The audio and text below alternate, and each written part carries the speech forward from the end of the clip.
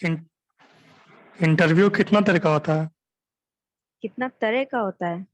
कितना देर का, मिनिमम कितना समय का होता है? मिनिमम समय देखिए वो डिसाइड करेंगे, ठीक है, जितने कैंडिडेट्स को उन्होंने सिलेक्ट किया है, कितना मिनिमम टाइम वो देना चाहते हैं एक कैंडिडेट को इवेल्युएट करने के लिए, ठीक है। डिपेंड करता है, देखिए पॉसिबल है कि वो हाफ एन आवर भी ले ले, ठीक है। मोस्ट ज्यादा से ज्यादा वो हाफ एन आवर ही लेंगे, क्योंकि इफ सारे बच्चे सिलेक्ट हुए हैं तो उनको सबको इंटरव्यू लेना होगा, राइट। तो उनको वैसा नहीं है कि वो दिन भर सारा इंटरव्यू ही लेते रह जाएंगे आपका, उनको इवेल्युएट भी करना है, उनको डालना भी है सारे इवेल्युएशन को। तो सिलेक्शन प्रोसेस जो होता है उसमें आपका इंटरव्यू कितना देर का रहता है वो उस टाइम मायने नहीं रखेगा। ये जो आप पूछ रहे हो अभी कितना देर का रहता है, वो अगर 10 मिनट का भी इंटरव्यू होगा तो आपको आधा घंटा ही लगेगा। तो टाइम ड्यूरेशन सोचकर मत बैठिए कि 10 मिनट का है या 15 मिनट का है, कैसे भी कर जाएंगे, नहीं हो पाएगा।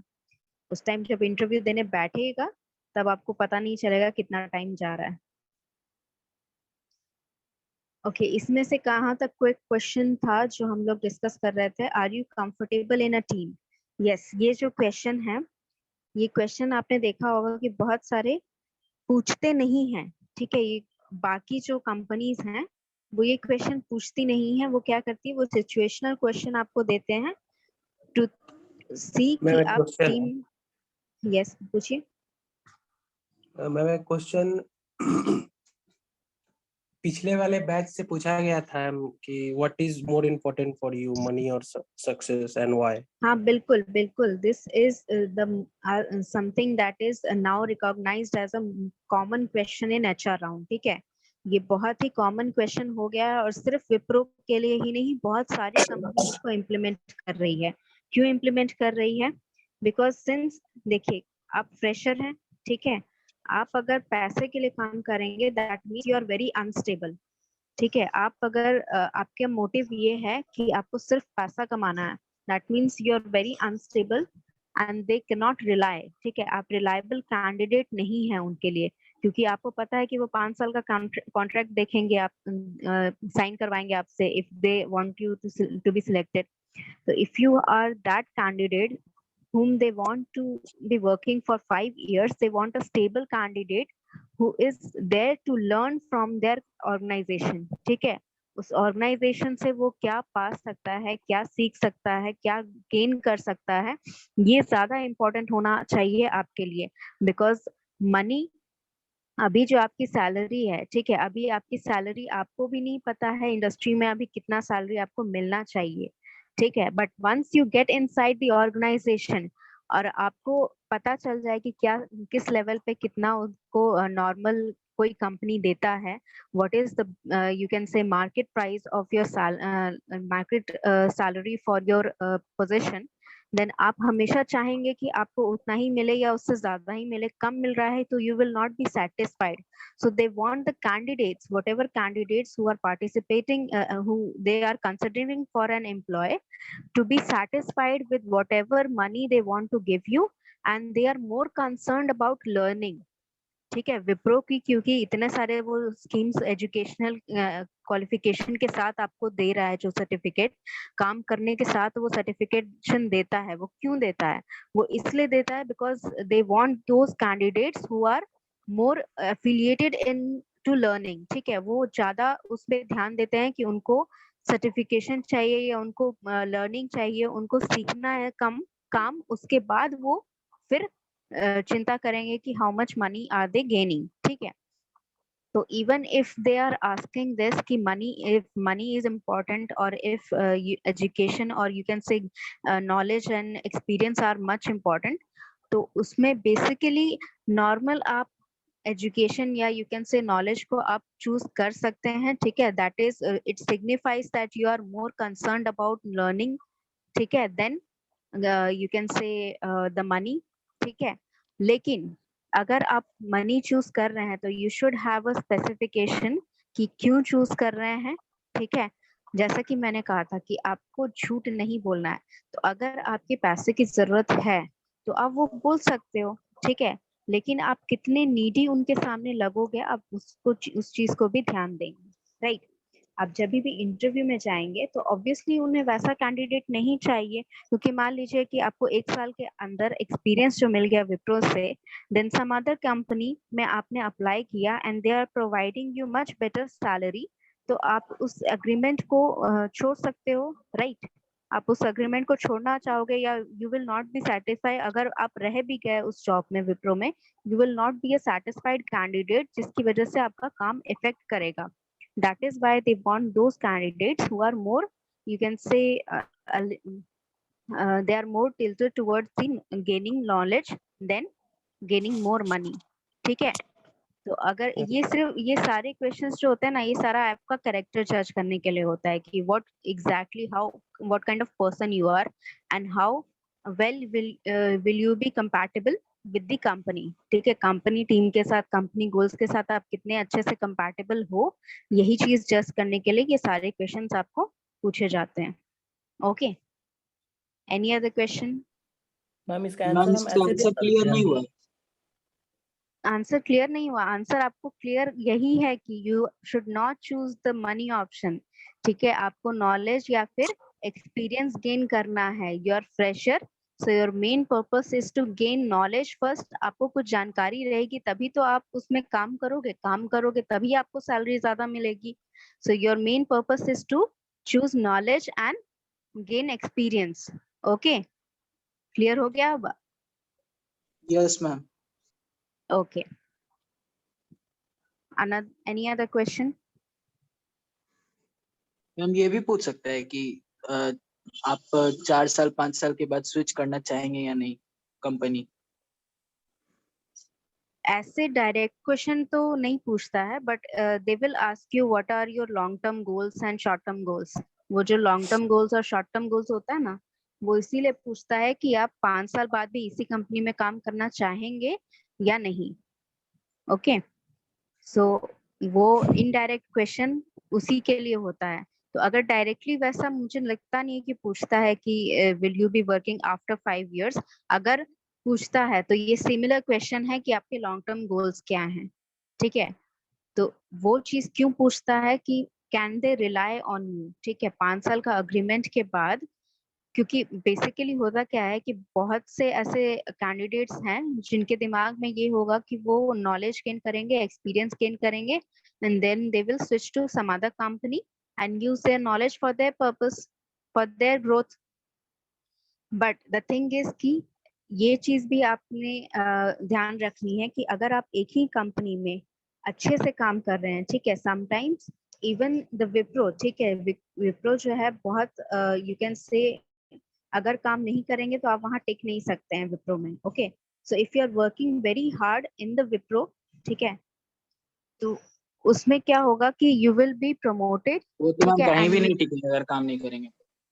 नहीं, वो बात नहीं है. मतलब अगर उनको क्या है कि they are very specific with your work schedule. Okay, they are very specific कि दे वांट टू लाइक उनको जो काम जैसा चाहिए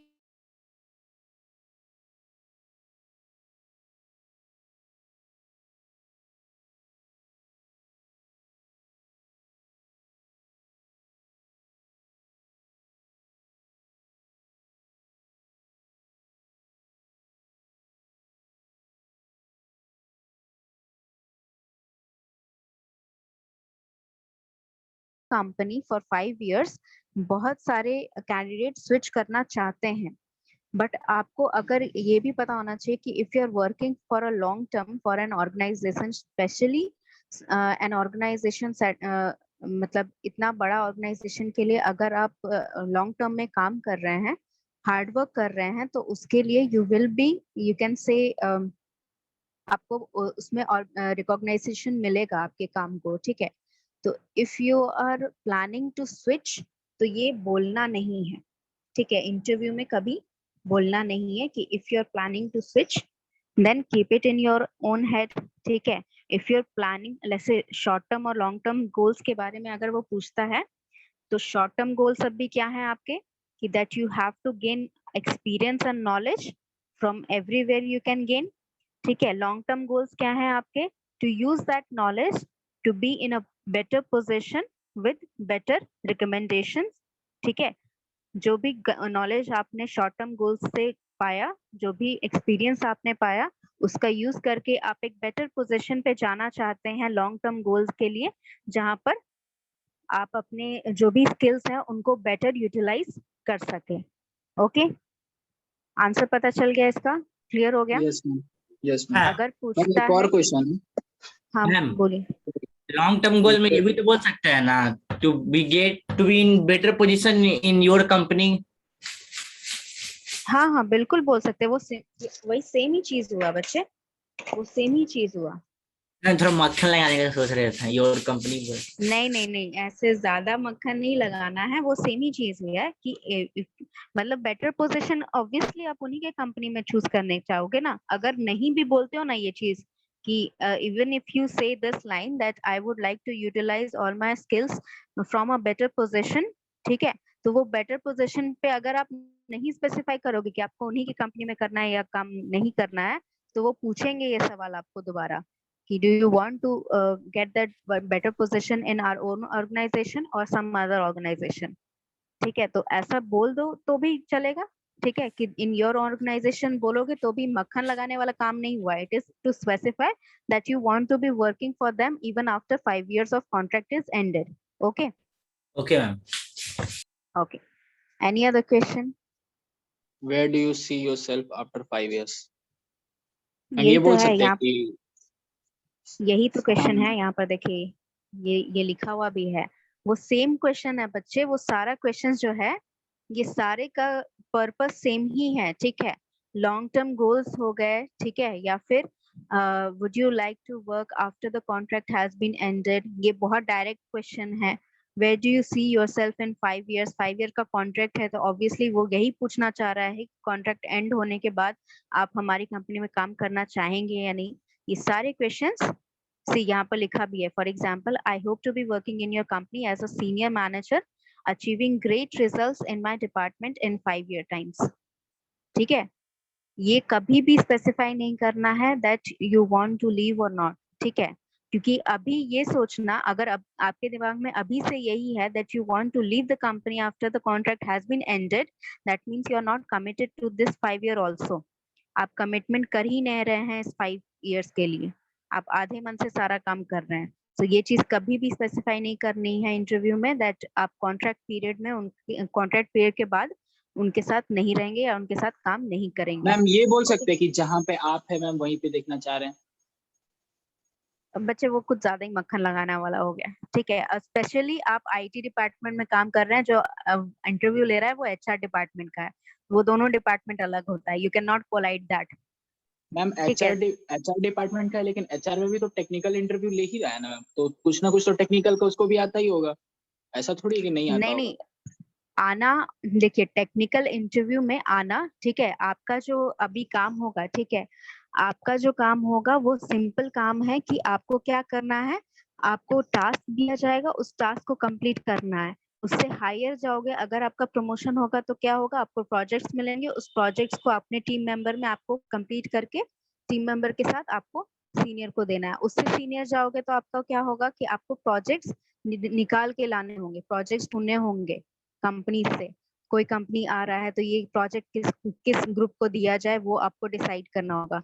सो आप कितना भी सीनियर जाएं, ठीक है, एचआर में आप अगर जाते भी हैं, ठीक है, एचआर राउंड अगर कंबाइंड होता है तो इतना याद रखिए, अगर HR round technical round combined होता है, दैट मींस टेक्निकल राउंड के क्वेश्चंस जो हैं, भले उसका बैकग्राउंड हो सकता है कि यू कैन से आईटी बैकग्राउंड हो, बट वो एचआर में एक्सपीरियंस होगा उसको बहुत साल का, तभी वो बैठा है आपका इंटरव्यू लेने के लिए दोनों जगह से।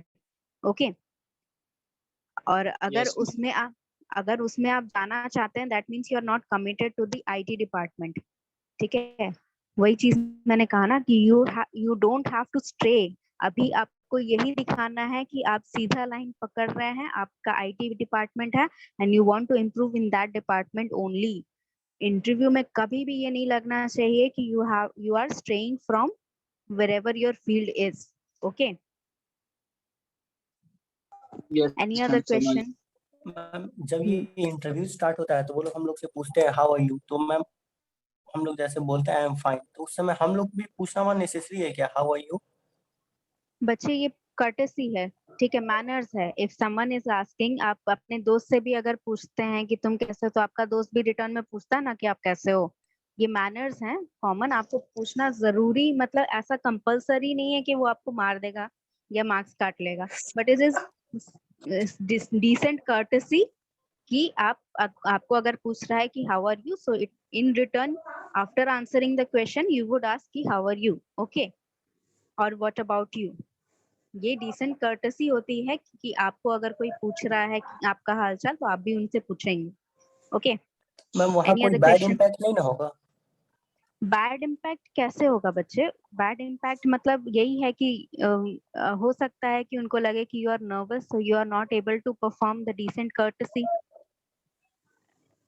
सी if you are confused in the mannerism, ठीक है, किस मैनर में आपको इंटरव्यू देना है, तो मैं स्पेसिफाई करूंगी कि आप वो जो आईएएस के होते हैं ना इंटरव्यूज, आप उन इंटरव्यूज को देखिए, ठीक है, क्योंकि in what manner you have to answer the questions, ठीक है, अंदर आने से लेकर क्वेश्चंस आंसर करने के बाद कैसे बाहर जाना है, वो सारी चीजें आपको उस इंटरव्यू में पता चल जाएंगी। अगर आप उस आईएएस का इंटरव्यू पूरा देख रहे हैं, क्या वॉइस लेवल होना चाहिए, किस टोन में आपको बात करना है, ठीक है, कैसे एग्जैक्टली आंसर देते टाइम आपको कहाँ देखना है, इंटरव्यूअर के चेहरे के अलावा आपको कहीं नजर नहीं जानी चाहिए when you are answering the questions. Your eyes should not stray. आप इंटरव्यू के सामने देख के बोलेंगे, if he is asking you question तो वो आप ही को देख रहा है, आपको भी उन्हीं को देख के आंसर करना है। सी इन आईएएस इंटरव्यू क्या होता है कि आपके पैनल बैठता है ना इंटरव्यू लेने के लिए, there are 3 to 4 members who are asking questions. तो अगर एक ने भी क्वेश्चन पूछा है, तो रिटर्न में जब आप आंसर कर रहे हैं, तो आप सबकी तरफ देखकर आंसर करेंगे, okay. 2 seconds here, 3 seconds here, then few seconds here, few seconds here, जितने भी मेंबर हैं सबकी तरफ।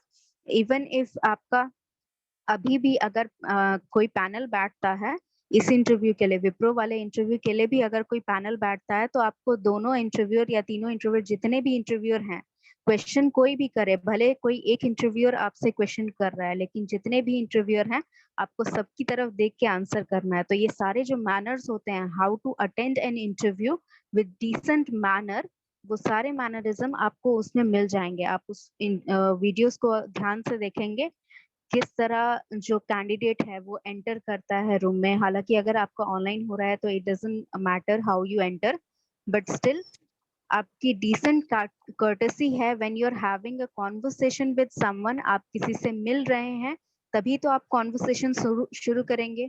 तो whenever you are starting a conversation, it is decent courtesy that you ask about them, okay, especially if they are asking about you, ठीक है। अगर उन्होंने नहीं पूछा, then you can ignore that question, you can move forward with the ma'am interview। अगर वो हम लोग के फैमिली के बारे में पूछेगा तो हम लोग भी पूछ देंगे उसके फैमिली के बारे में। बच्चे वो फैमिली के बारे में ऐसे नहीं ना पूछेगा कि आपके मम्मी पापा कैसे हैं, नहीं, they will be asking you about your background, family background के बारे में बताइए, this will be the question, ठीक है। वो डिसेंट कर्टेसी अलग होती है, ठीक है। अगर कोई हालचाल पूछ रहा है तो वो डिसेंट कर्टेसी हुई, but if he is asking about your family background, that is your interview question, you have to answer, okay. अगर किसी को मतलब पूछना होता है अबाउट योर फैमिली, ठीक है, ऐसे भी मैंने इंटरव्यूज देखे हैं जहां पर आपकी फैमिली, जैसे अभी specially in the Covid situation, a lot of people have started asking this, मतलब सब घर पे if your family is okay or not, is there anyone suffering from covid or not, ये सारे क्वेश्चंस जो है ये डिसेंट कर्टेसी में आने लगे हैं। बट अगर वो स्पेसिफिकली पूछ रहा है कि tell me about your family background, तो आपको रिटर्न में क्वेश्चन नहीं पूछना है उससे, that is your interview question, you have to answer that, okay. Yes ma'am. Okay, any other question? Ma'am और अगर कोई पूछा क्वेश्चन? जाए हाँ पूछिए। मैम अगर पूछा जाए आप कंपनी के लिए झूठ बोल सकते हैं या नहीं, तो मैम हम ये रिप्लाई कर सकते हैं कि सर मतलब हम झूठ बोल सकते हैं वहां पे जहां मेरे कंपनी को या फिर मेरे ऑर्गेनाइजेशन को उससे कुछ बेनिफिट्स हो। नहीं, बिल्कुल नहीं, you should not be dishonoured, ठीक है, डिसऑनर नहीं करना है आपको अपने आप को किसी भी हालत में. This is showing that are not, मतलब you are not concerned about something, that is honesty. Honesty एक बहुत इम्पोर्टेंट चीज है आपकी लाइफ में जो एज एन कैंडिडेट आपको नहीं गंवानी है. तो whatever falls it is, you should say कि मतलब अगर ऐसा क्वेश्चंस आता है कि for the company benefit will you give up the ethics, ठीक है, तो नहीं करना है. Okay, you have to answer I am sorry, I am won't be able to answer any questions, or you can say I won't give up my ethics, ठीक है, for anything, for anyone's benefit, even if it is my loss or the company's loss, we will suffer it together, but we will I will not I will not lie, or you can say I will not give up my honesty. Ma'am एक और question है. हाँ बोलिए. Ma'am अगर ये जैसे मतलब family के बारे में अगर पूछ रहा है उस समय अगर पूछ दे कि what is your top most priority, family और जॉब, तो मैम इसको किस सेंस में आंसर देंगे?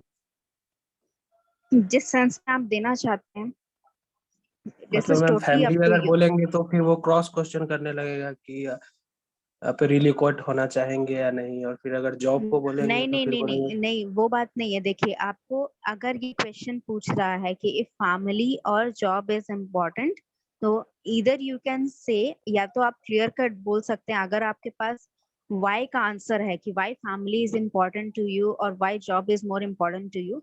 अगर आपके पास वाई का आंसर है तो आप क्लियर कट बोलेंगे, अगर नहीं है तो आप डिप्लोमेटिक आंसर दे सकते हैं. डिप्लोमेटिक आंसर का क्या मतलब, neither you're choosing neither of the options, ठीक है, मतलब कि family and job both are important, but my family is very cooperative, so whatever my job wants me to do, I have no problem in relocating, but some for the you can say for sometimes I would like there are few times when I would like to be with my family when they require me to be there, or when they need me.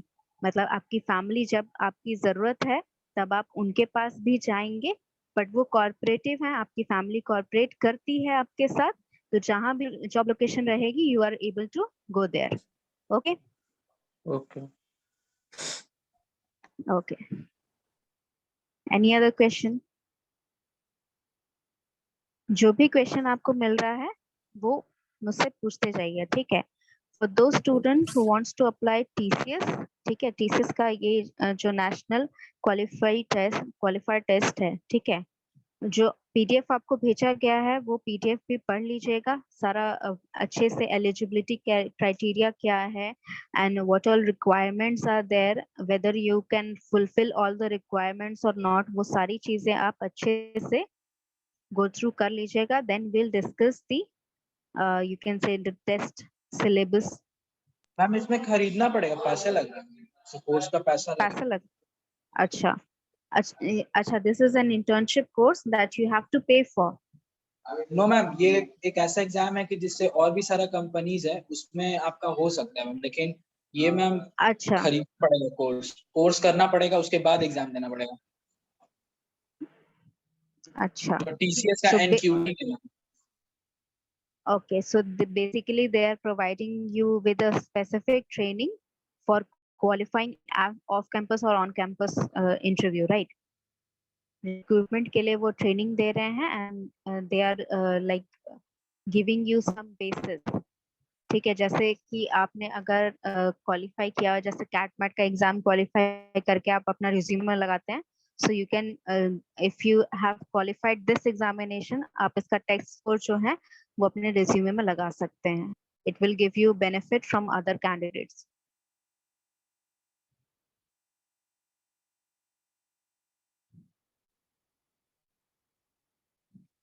Okay, I have taken the